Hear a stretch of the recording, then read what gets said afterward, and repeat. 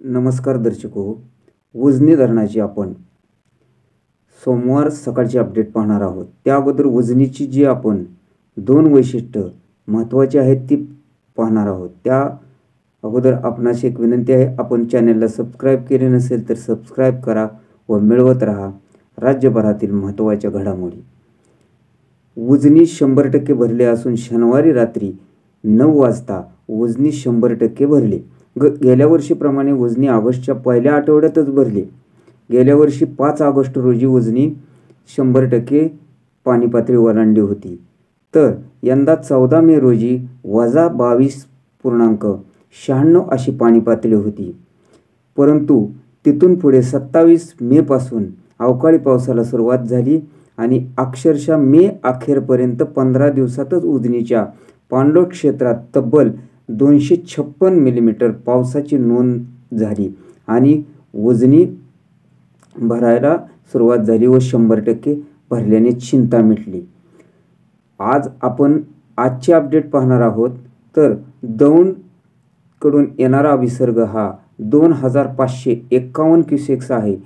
तर भीमा नदीमध्ये पाणी सध्या बंद करण्यात आलेले आहे। तर सीनामाडा योजनेतून 180 क्युसेक्स, दहेगाव उपसा सिंचन योजनेतून 80 क्युसेक्स, बोगदा 400 क्युसेक्स, कॅनॉल 1300 क्युसेक्स असा एकूण विसर्गाची बेरीज 1960 क्युसेक्स आहे। तर आज धरणाची टक्केवारी 101.33% झालेली आहे।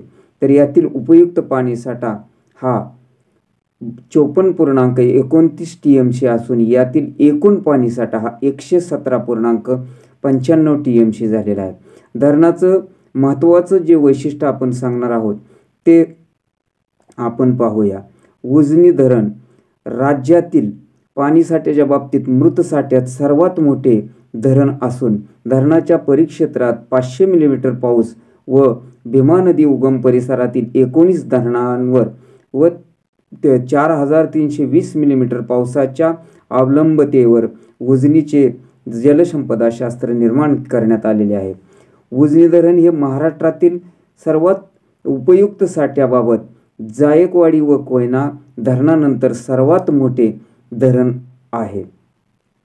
उपयुक्त साठ्याबाबत जायकवाडीचा प्रथम क्रमांक असून दुसरा क्रमांक कोयन्याचा आहे, तर तिसरा क्रमांक हा उजनीचा आहे। तर मृत पाणी साठ्याच्या बाबतीत राज्यातील 1 नंबरचे धरण आहे। याची पाणी साठवण क्षमता ही 3320 दशलक्ष घनमीटर आहे।